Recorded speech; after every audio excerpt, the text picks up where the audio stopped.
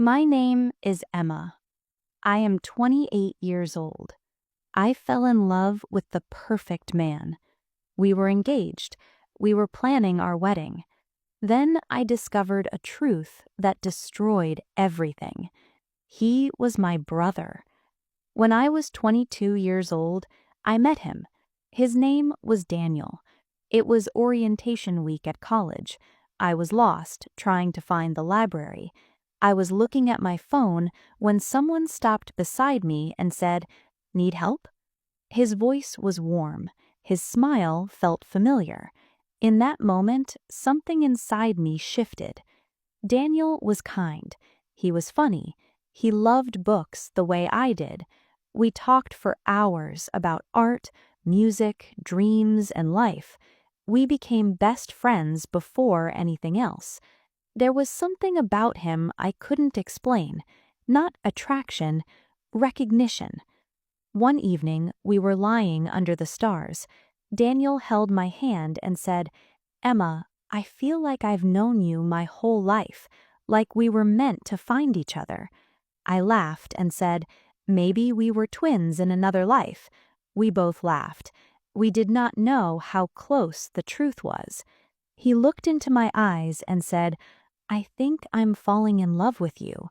I whispered, "I'm already there." After that, we were inseparable. Every morning, I woke up thinking about him. Every night, I fell asleep hearing his voice. My friends said we were perfect.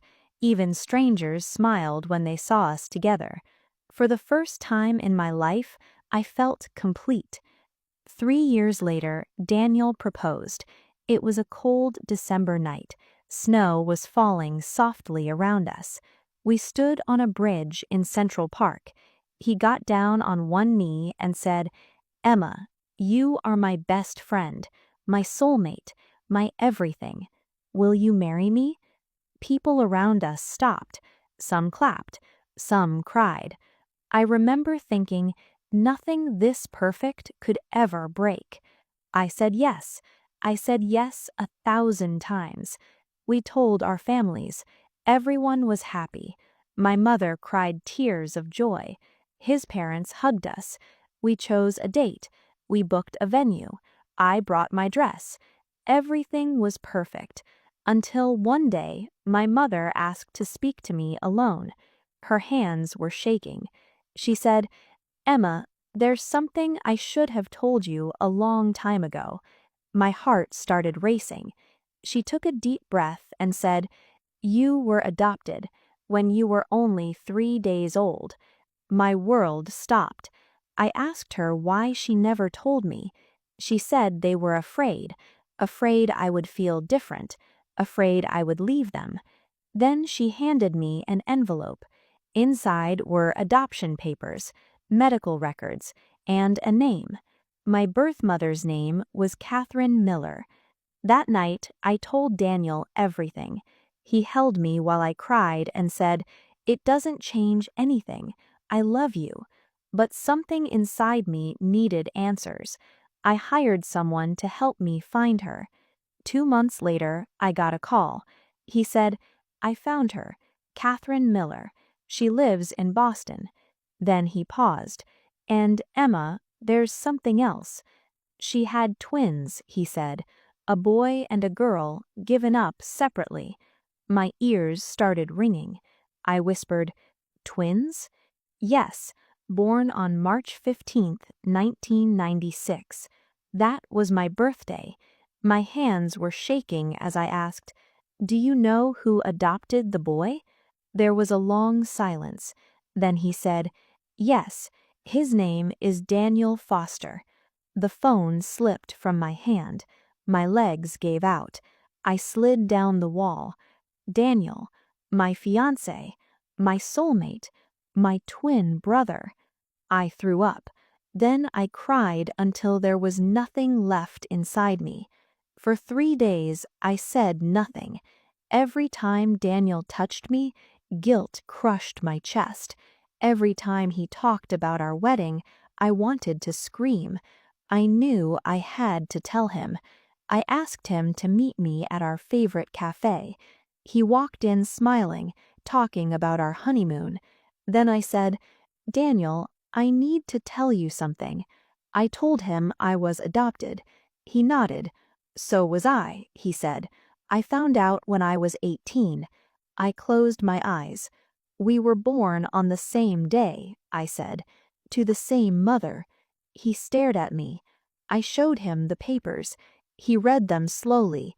His hands were shaking. Then he whispered, "We're brother and sister." He stepped back like I had hit him.